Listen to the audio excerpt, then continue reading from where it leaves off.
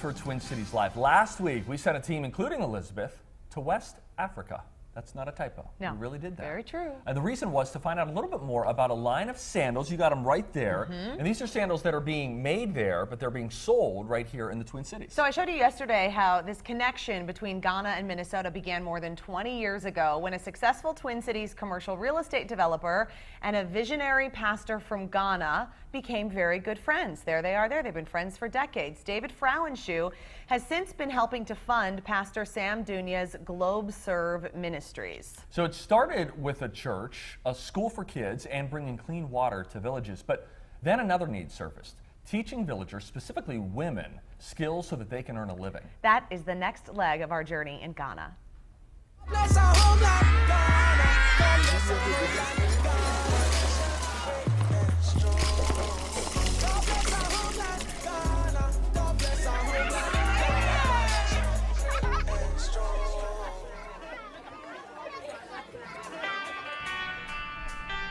When most Americans picture a college campus or a trade school, these images do not come to mind. But this is a vocational school in the town of Ho, in the Volta region of Ghana, that's run by Pastor Sam Dunya and his Globe Serve ministry. As you have seen in our vocational schools, some of these girls are school dropouts. Their folks were not able to afford them to continue on education. Some have not even been to junior high. Women like Emma. Emma graduated from the school in 2004 and now runs the sewing program. And when students finish their education, we give them machine to set it and their own business. Classic example is Emma. Emma came learn dressmaking, and today when you talk about to Emma, Emma is thinking about beads. Emma is thinking about school bags or backpacks. Suddenly she has really, find herself because of the entrepreneurial skill that they have acquired. One of those businesses is located here. It's like most shops in this area, made of an old shipping container, and electricity is spotty. Now she's welcoming you. Thank you, thank you. This is Kafwi. A childhood illness left her with limited use of her legs, but she went to school, married, had a son, and now cares for her two nieces after their mother died. So what would they do without her income? She said without her, it will not be easy for you. Yeah, it's a lot. Yeah. Could you ask her what she likes about sewing? She likes sewing slit and kaba. Slit and kaba is a type of top and skirt that's all the rage with women in southern Ghana. And I got the chance to shop like a local, picking up fabric at the market, choosing a style from these posters, and hiring a seamstress to create the outfit. In this case, Emma is making me my first African dress, and it's ready just in time. It is Sunday, and this area of Ghana is predominantly Christian. That means it is time to go to church. And if you're thinking about the church services maybe you attend on Sundays or the ones you grew up with, trust me, this one is more like a party. Let's go.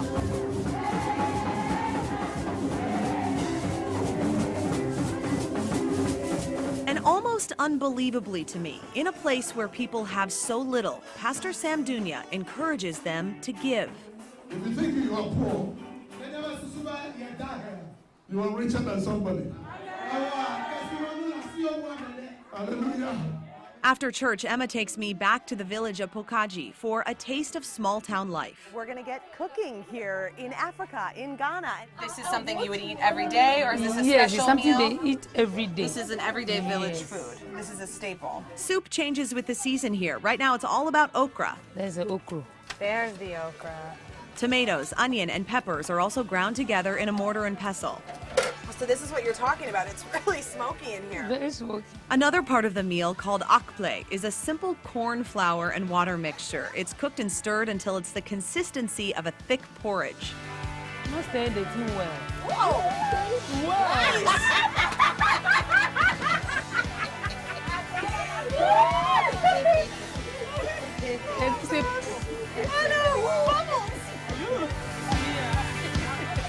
I'm going to try this food, and I have literally the entire village here watching to see my reaction. So there's a lot of pressure. This is not like any old Twin Cities Live cooking segment, folks. This is the real deal, okay?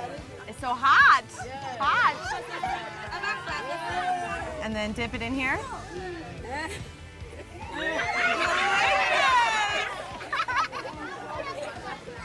For me, this place is an enlightening look at a life I can't even imagine living. For for Emma, it's a reminder of how far she's come. Emma, did you grow up in a village like this? Yes, So, did you cook like this? yes, cook like this. But this in the isn't where village. you live anymore. No, And why is that? because I learned how to sew. You see laughing kids and people who are smiling and welcoming us to their village, but this is a hard life here. Yeah. This is a lot of work. Yes. So when you were a little girl, were you thinking, I'd like to do something different? Yes, you'll be thinking, I will not, like the way my mom, my dad are suffering in the village, you desire not to. Are your parents proud of you? Yeah, they are proud. They're proud of me. That's thanks to this humble school and a man on a mission. Once you build on them, you give them a skill, they rediscover themselves and they see that, whoa, there's more embedded in them that they can actually do. Voila! The dress made it all the way back here. It definitely did. It actually still smells like smoke from that fire Oh, is that I was right? in the kitchen. This is the dress that Emma made for me, which I just absolutely love. And what an experience, too, when you eat the food there, the full audience. Now, people always ask us on Twin Cities Live when they come in the audience on Friday, they say, well, what if you don't like the food? We always say we only have good cooks on the show, so we always like the food. But you have a lot of pressure there, and you're eating something that you're not used to eating. What was that moment like? It was totally delicious. It was very nerve-wracking because there were so many people watching to see what my reaction was going to be. Kids were- And I was, you know, to be honest with you, there were a lot of things. There was part of that dish that had raw tomatoes and raw peppers, and I was advised not to eat that because sure. you know, I'm a foreigner, and so eating the raw fruits and vegetables there was a little, could be tough on the tummy. Do you avoid that then? So I avoided that, so I ate the other part, but it was absolutely delicious. It was like the smoky fish and a little bit of spicy, and the okra was outstanding. I loved the whole deal. It was great. You know, you saw maybe a young woman who looked similar to me in the background of some of that video there, and that was my sister, who also went along on the trip, and Emma made a dress for her, too. Oh, how So I cool. wanted to be sure to show you that. And Emma cranked these dresses out, you guys, in a day and a half. Really?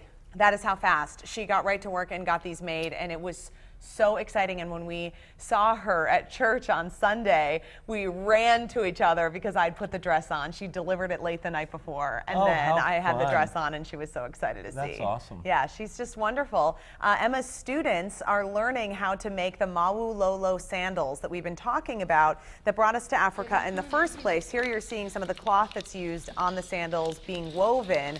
And Emma's dream is that these sandals will become so popular that graduating students can make them full time. So tomorrow you are going to see how these shoes are made one by one, all by hand, and then you're going to find out how buying them here in Minnesota can really help build an economy for the people of Ghana. So here's what you can do. You can go to TwinCitiesLive.com and you can find out where you can buy the sandals, including a promo code for $25 off of this style. Isn't that That you good? see right here. There's also other styles here. I wanted to They show got you all these sorts too. of See a styles. couple different styles. Yeah. You can take a little look-see. Well, and so impressive too to see that like what happens when you learn a skill that otherwise you never thought when she was a girl, she never dreamt that she would have this skill Yeah. set at some point as an adult, and what that does to her. And you saw that quote of dignity, Right. you know, and just bringing sort of an extra sense of that to her. That's really cool. Pastor Dunya's mission, invest in the African girl, That's and great. you will see great change. So cheers to that. Awesome. Final piece coming up tomorrow. Hey, if